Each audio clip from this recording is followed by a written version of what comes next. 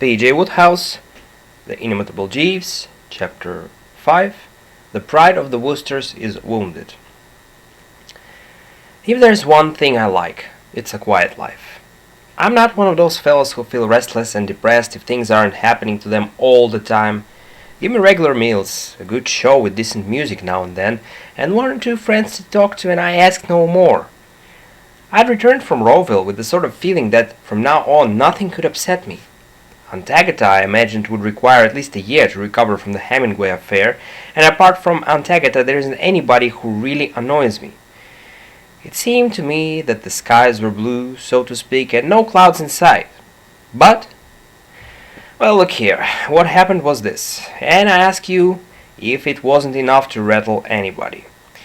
Once a year, Jeeves takes a couple of weeks vacation and goes to the sea or somewhere to restore his forces. It's pretty bad for me, of course, but while he is away with nothing to do, and he usually manages to find a decent fellow to look after me in his absence. Well, the time had come again, and Jeeves was in the kitchen giving a new servant few tips about his duties. I was looking for a stamp or something, and I wanted to ask him for it. The silly ass had left the kitchen door open, and I heard his voice. "You will find Mr. Wooster," he was saying to the new servant, "an exceedingly pleasant and amiable young gentleman, but not intelligent. By no means intelligent. Mentally he's negligible. Quite negligible." Well, I mean to say, what? I called for my hat and stick and went out. But I have good memory, if you know what I mean. We Woosters don't forget anything. At least we do, appointments, people's birthdays and letters to post and all that, but not an absolute insult like the above. I dropped in at the oyster bar at Buck's. I needed something strong at the moment, because I was on my way to lunch with my Aunt Agatha. A frightful ordeal, believe me or not, even though I thought that after what had happened at Rowville she would be in a subdued and amiable mood. Suddenly a muffled voice hailed me from the northeast, and, turning round, I saw young Bingo Little, propped up in a corner, eating a huge chunk of bread and cheese. "Hello, hello, hello," I said. "Haven't seen you for ages. You've not been in here lately, have you?" "No, I've been living out in the country." "Eh?" I said, for Bingo's hatred for the country was well known. "And where?" "Down in Hampshire, at a place called Ditteridge." "No, really? I know some people who've got a house there, the Glossops. Have you met them?" "Why, that's where I'm staying," said young Bingo. "I'm tutoring the Glossop kid." "What for?" I said. I couldn't see young Bingo as a tutor, though of course he got a degree at Oxford. "What for? For money, of course. An absolute champion came last in the second race at Haydock Park," said young Bingo with some bitterness. "And I dropped my entire month's allowance. I went to the agents and got a job. I've been down there 3 weeks. I haven't met the Glossop kid." "Don't," advised Bingo briefly. "The only one of the family I really know is the girl." I had hardly spoken these words when the most extraordinary change came over young Bingo's face. His eyes bulged, his cheeks flushed, and his Adam's apple hopped about like one of those rubber balls on the top of the fountain in a shooting gallery. "Oh, Bertie," he said in a strangled sort of voice. I looked at the poor guy anxiously. I knew that he was always falling in love with someone, but it didn't seem possible that even he could have fallen in love with Honoria Glossop. To me, that girl was simply nothing more nor less than a pot of poison. One of those dashed, large, brainy, strenuous, dynamic girls you see so many of these days. She had been at Girton, where, in addition to enlarging her brain to the most frightful extent, she had gone in for every kind of sport and developed the physique of a wrestler. The effect she had on me whenever she appeared was to make me want to slide into a cellar and lie low till she went away.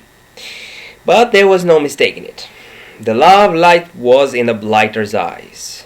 "Oh, I worship her, Bertie. I worship the very ground she treads on," continued the patient in a loud, penetrating voice.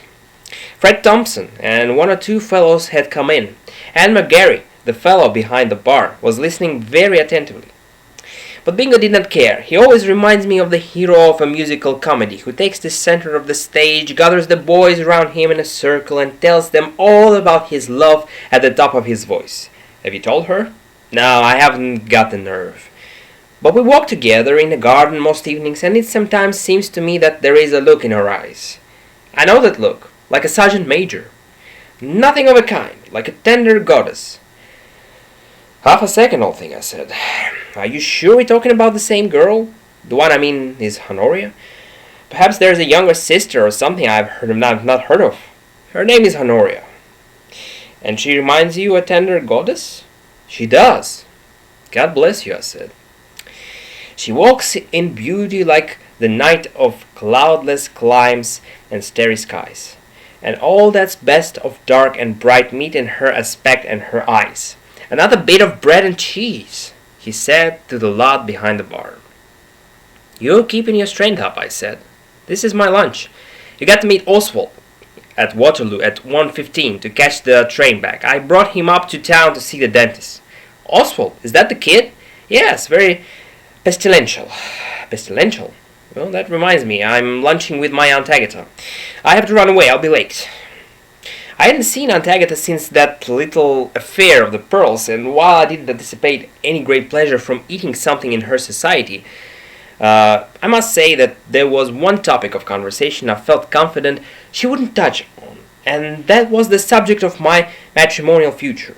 But I don't understand women at all. We hardly exchanged a word about the weather when she told me. Bertie, she said, I've been thinking again about you and how necessary it is that you should get married. I admit that I was dreadfully mistaken in my opinion of that terrible hypocritical girl at Rowville, but this time there is no danger of error. By great good luck I have found the very wife for you, a girl whom I have only recently met, but whose family is above suspicion. She has plenty of money too, though that doesn't matter in your case. The great point is that she is strong, self-resilient, self-reliant, sensible, and will counterbalance the deficiencies and weaknesses of your character. She has met you, and while there is naturally much in you which she disapproves, she doesn't dislike you. I know this, for I have talked to her guardedly, and of course I'm sure you have only to make the first advance. Who is it? I would have said it long before, but the shock had made me swallow a bit of roll the wrong way. Who is it? Sir Roderick Glossop's daughter, Honoria. No! I cried. Don't be silly, Bertie. She is just the wife for you. Yes, but look here. She will mold you. But I don't want to be molded. Aunt Agatha looked at me strictly. Bertie, I hope you're not going to be troublesome. Well, but I mean, Lady Glossop has very kindly invited you to Ditteridge Hall for a few days. I told her you would be delighted to come down tomorrow. I'm sorry, but I've got an important engagement tomorrow. What engagement? Well, you have no engagement, and even if you had, you must put it off. I shall be very seriously annoyed, Bertie, if you don't go to Ditteridge Hall tomorrow. All right, I said. I felt the old fighting spirit of the Woosters reasserted itself, and I wanted to show Jeeves that I could act without a bit of help from him. Ordinarily, of course, I should have consulted him and trusted him to solve the difficulty. But after what I heard him saying in the kitchen, I didn't want to demean myself. When I got home, I addressed him. Jeeves, I said, I'm in a bit of difficulty. I'm sorry to hear that, sir. Yes, quite a bad hole. If I could be of any assistance, sir. No. Thanks very much, but no. I won't trouble you. I have no doubt I shall be able to manage it myself. Very good, sir. So that was that.